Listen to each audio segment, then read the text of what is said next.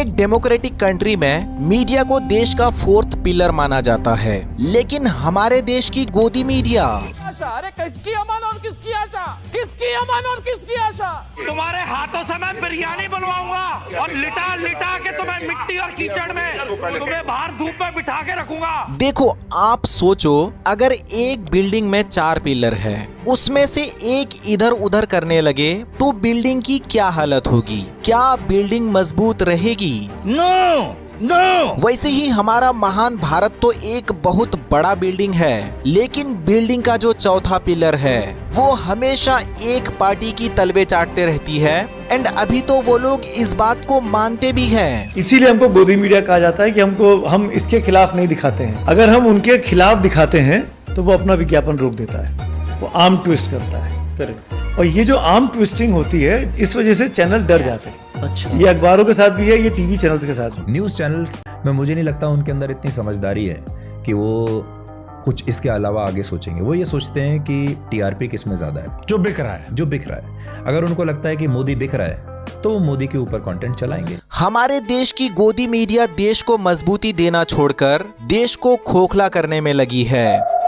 लेकिन भारत के कुछ मासूम लोग मीडिया को अपना समझ बैठे हैं। देखो, भारत में जो मीडिया है, आपकी गलत फहमी है कि वो आपके लिए है। ये लोग राजनीति के लिए एक टूल किट हैं। अब आप सोचो, किसी को फर्स्ट स्टेज कैंसर हो एंड एम्स जैसी बड़ी हॉस्पिटल में वो अपना नंबर लगाए तो उनका नंबर आते आते 4th स्टेज हो जाएगा, बशर्ते कि वो कोई पॉलिटिशियन ना हो। अब अगर वो कोई राजनेता है, उसको अगर खांसी हो जाए तो उसको तुरंत नंबर लग जाएगा, लेकिन दूसरी साइड अगर आप मर जाओगे आपको नहीं पूछा जाएगा। एंड अगर कोई पॉलिटिशियंस पर कुछ बोल दे तो ये गोदी मीडिया तुरंत वहां पहुंचकर ये पूछना शुरू कर देगी कि फला आदमी ने ऐसा किया है, आप क्या कहना चाहोगे।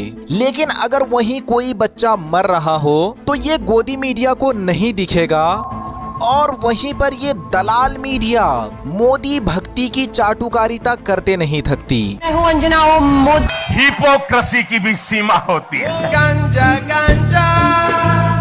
अब न्यूज नेशन की राहुल गांधी की इस इंटरव्यू को देखिए, जिसमें वो मोदी की स्क्रिप्टेड इंटरव्यू की पर्दाफाश करते हैं। न्यूज नेशन ने यह सवाल प्रधानमंत्री जी से पूछा था जब उनका इंटरव्यू किया था 2 दिन पहले, तो उनका ये कहना था कि नोटबंदी पर चुनाव तो उत्तर प्रदेश के दौरान हो चुका, 3/4 मेजोरिटी के साथ हमने चुनाव जीता। उन्होंने कहा कि जीएसटी पर चुनाव गुजरात में कांग्रेस पार्टी ने लड़ा। ये जो जवाब था प्रधानमंत्री की नोटशीट पे था, वो जो कागज था उनके हाथ में, उसमें ये जवाब लिखा हुआ था या नहीं लिखा था? दरअसल राहुल गांधी इस इंटरव्यू की बात कर रहे थे।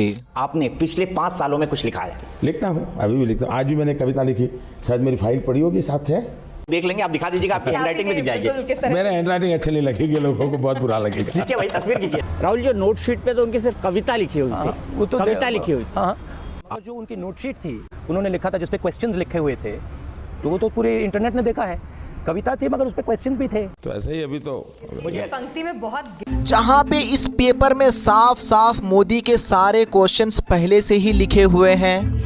अब हमारे देश के सड़कों की हालात आपको पता ही है, लेकिन भड़वी मीडिया को ये दिखाई नहीं देगा कि मोदी जी ने क्या बोला था। ने रोड बनाने में स्पेस टेक्नोलॉजी का उपयोग किया। अच्छा मोदी जी, ये स्पेस टेक्नोलॉजी कौन सी टेक्नोलॉजी है?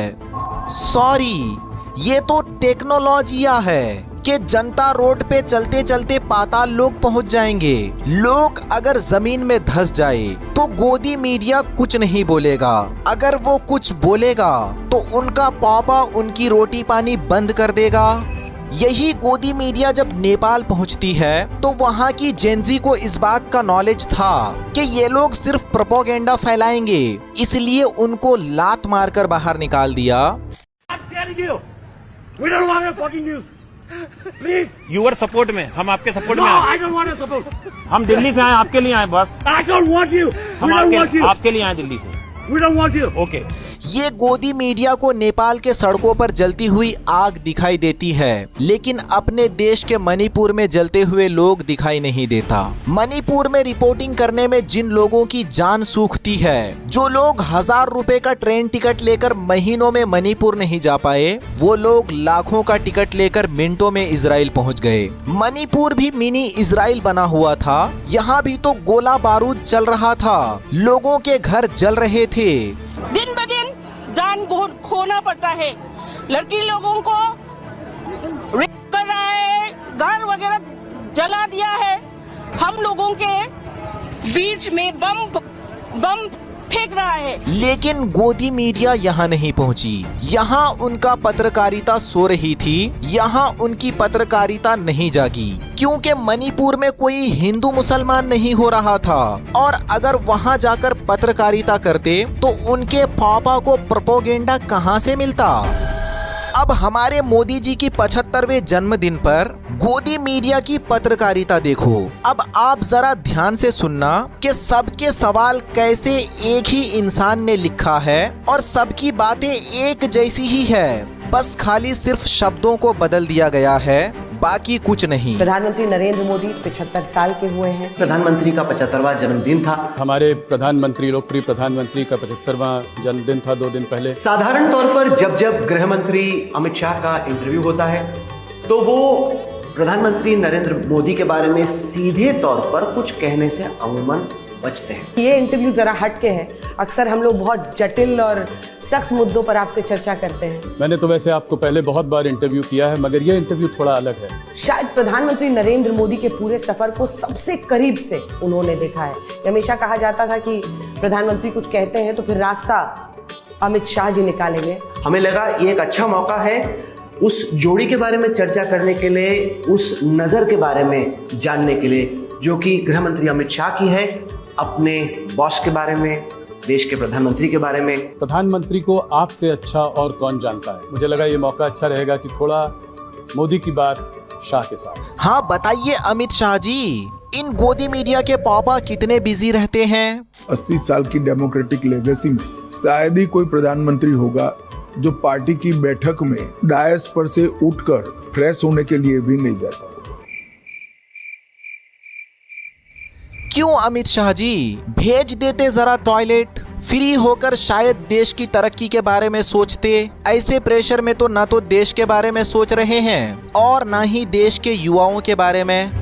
वैसे ये पार्ट 1 है गोदी मीडिया के ऊपर, इनके ऊपर तो एपिसोड दर एपिसोड आ सकता है। तो अगर ये वीडियो आप लोगों को पसंद आया हो तो इस वीडियो को लाइक करके चैनल को सब्सक्राइब जरूर कर देना। एंड अगर आप लोगों को और भी एपिसोड्स इसके ऊपर चाहिए तो मुझे कमेंट में जरूर बता देना। एंड यहाँ स्क्रीन के 2 साइड में 2 वीडियोस दिख रहा होगा, इफ यू आर इंटरेस्टेड तो आप यहाँ क्लिक करके उसे भी देख सकते हैं। बहुत बहुत धन्यवाद। पहली बात है, लोकतंत्र में आलोचना अनिवार्य है, वरना लोकतंत्र बर्बाद हो जाएगा जी।